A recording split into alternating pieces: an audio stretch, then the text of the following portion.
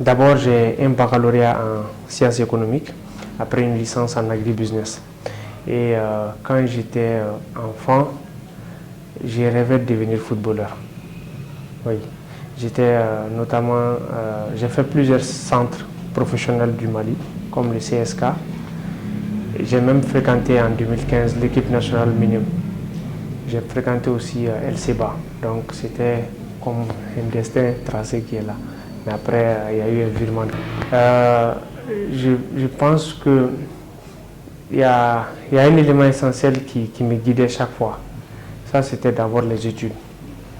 J'aimais beaucoup les études. Quand j'ai une anecdote, j'étais capitaine d'équipe et responsable de classe. Donc à chaque fois que les études se confrontaient avec le football, je choisissais l'école. Bon, ce qui a fait que quand j'ai eu le bac, il m'a fallu faire un choix crucial entre soit continuer avec une carrière de foot ou l'école. Bon, pendant ce temps, j'ai eu à découvrir, à me ressourcer mes origines et j'ai vu qu'il y a un potentiel vraiment énorme dans le secteur agricole. Et c'est de là que j'ai étudié l'agribusiness. Et au fil du temps que je suis dans le milieu, j'ai découvert le cycle des entrepreneurs. Et ça m'a aussi donné l'envie, entre autres, de le faire, de m'engager. Mais aussi, mon projet, c'est aussi un projet un peu familial. Je l'ai commencé quand mon papa il voulait boire des boissons gazeuses, alors que ça le rendait malade. Et moi, j'ai commencé à faire des boissons à la maison pour lui, ainsi de suite. Et je suis devenu entrepreneur. Bon, automatiquement, j'avais pas de capital. Par capital de départ. Tout ce que j'avais, c'était une formation assez colossale dans l'agroalimentaire, dans ce que je fais comme métier, mais aussi une formation en entrepreneuriat, spécifiquement parlant. Donc avec ces armes-là, parce que moi je pense que l'entrepreneuriat aujourd'hui, c'est plus la qualité humaine de l'entrepreneur que l'argent.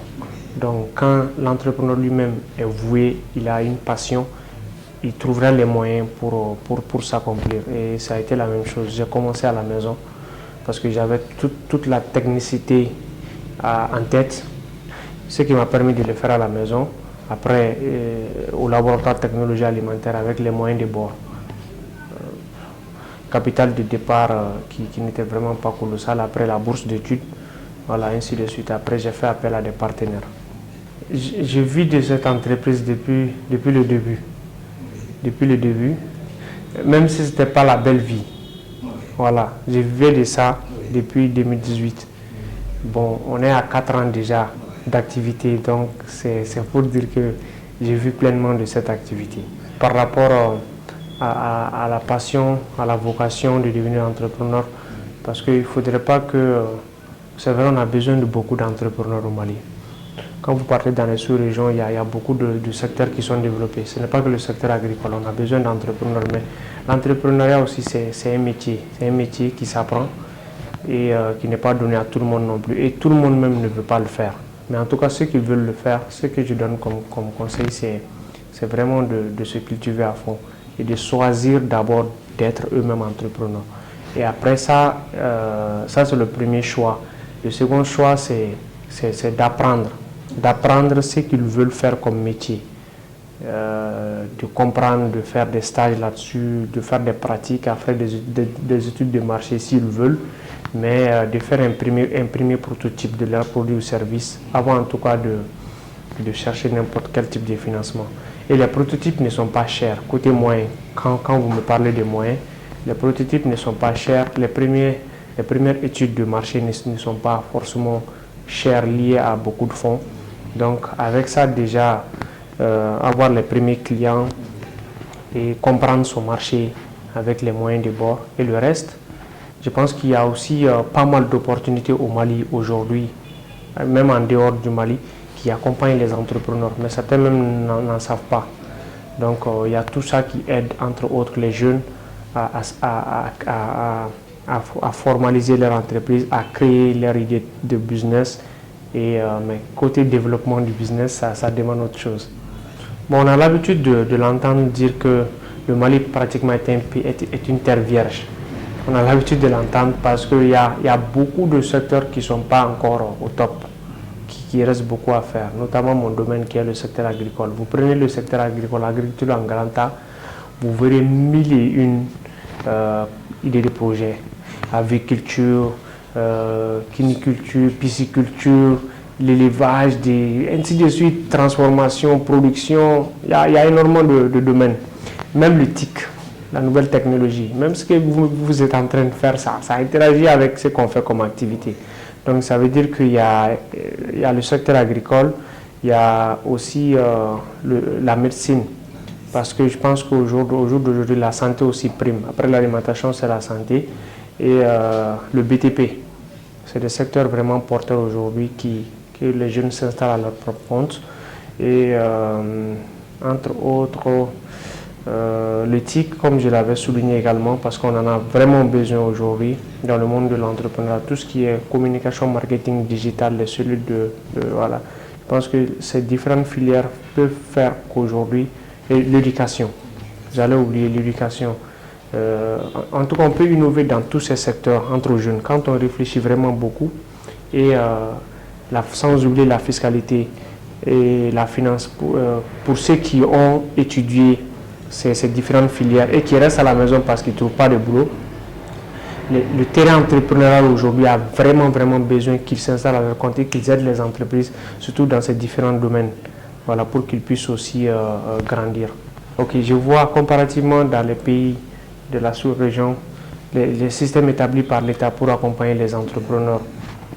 Ce n'est pas au top de l'échelle, mais c'est encourageant. Je le dis en connaissance de cause parce que au Mali, pour ce qui est de mon domaine, par exemple, les simples capsules, ça ne se fait pas ici au Mali. Ça se fait pas. Quand il y a un truc, fermeture de frontières, que ce soit à cause des maladies, que ce soit à cause des crises politiques, les entrepreneurs maliens sont obligés de suivre l'État parce qu'il y a beaucoup de freins. Et au-delà de ça, je pense que les accompagnements actuels qui sont là sont entre autres plus pilotés par les politiques européens, politiques internationales, que des systèmes établis même par l'État. À part l'APEJ, l'ANPE, FAFPA, FIER, des projets entre autres qui sont délégués par l'État pour accompagner les jeunes ne sont pas même typiquement désignés pour l'entrepreneuriat parce que l'APEJ c'est l'emploi. Donc l'emploi c'est l'employabilité, c'est aussi l'entrepreneuriat. Donc le ministère également la même chose. Donc il n'y a pas au jour d'aujourd'hui une entité spécifiquement désignée par l'État pour les entrepreneurs, non. Ceux qui sont là c'est général. Donc ça veut dire qu'on a un manque vraiment à gagner à ce niveau côté accompagnement étatique, alors que normalement c'est des entreprises qui font grandir un État.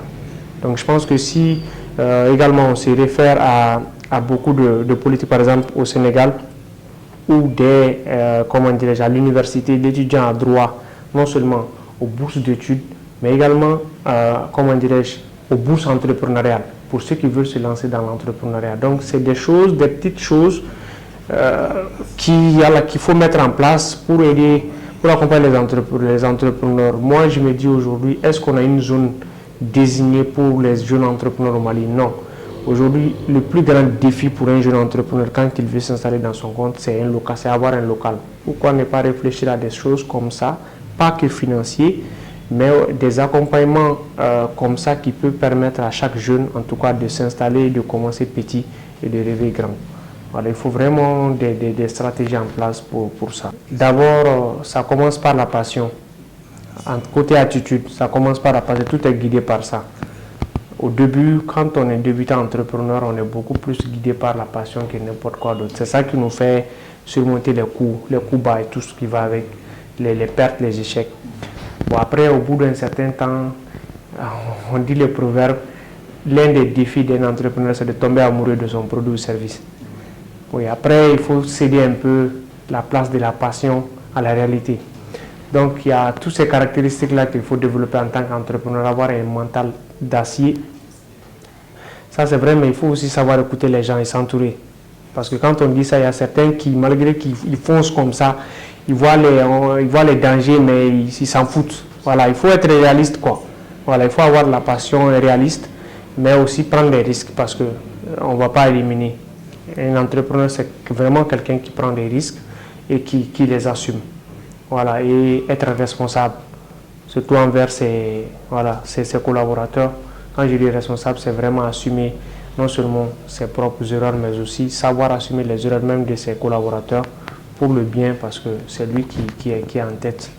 Donc au-delà de ça, je pense que un entrepreneur qui a la passion, l'engagement, le courage et surtout la persévérance, avec une idée de projet qui s'améliore avec l'innovation qu'il ne faut pas oublier surtout. Chaque entrepreneur a besoin d'idées créatives et d'idées innovantes dans son secteur. Il n'a pas forcément besoin d'innover au début. Au fil du temps, il peut innover, apporter des touches particulières, voilà, pour que vraiment son idée puisse grandir. Moi, mon dernier mot, c'est que c'est ce que j'ai dit partout où je vais, même si on n'a pas trop parlé de ce que moi-même je fais comme activité. Nous sommes dans la transformation agroalimentaire et l'usine se trouve à Modibabougou. Nous avons 14 saveurs et tous des boissons 100% naturelles et voilà, qui sont disponibles au 76 92 46 46. Je n'ai pas oublié, mais aujourd'hui nous sommes également dans une phase de levée des fonds avec une société d'investissement intermédiaire américaine basée aux États-Unis. On a beaucoup d'actionnaires et le coût de l'action est de 5 000 avec action minimum 20 actions pour ceux qui sont intéressés parce que notre vision c'est vraiment de changer le secteur agricole mais surtout de boissons au Mali.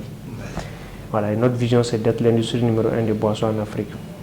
Bon, comme vous l'avez dit, le dernier mot c'est vraiment que les gens soutiennent les entrepreneurs, que ce soit Bougouni ou n'importe quel type d'entreprise, que la population prenne conscience que c'est grâce aux entrepreneurs qu'on crée de l'emploi, qu'on innove dans les secteurs, qu'on contribue aux balances commerciales, voilà, développement du pays, paiement des taxes et tout ce qui va avec. Donc c'est vraiment un secteur aujourd'hui où les jeunes se lancent de plus en plus, voilà, mais qui ont besoin d'accompagnement. Accompagnement, peu importe le type d'accompagnement, pas que financier, tout ce qu'on peut faire pour eux, faciliter le terrain pour eux, que ce soit pour n'importe quel type d'entreprise.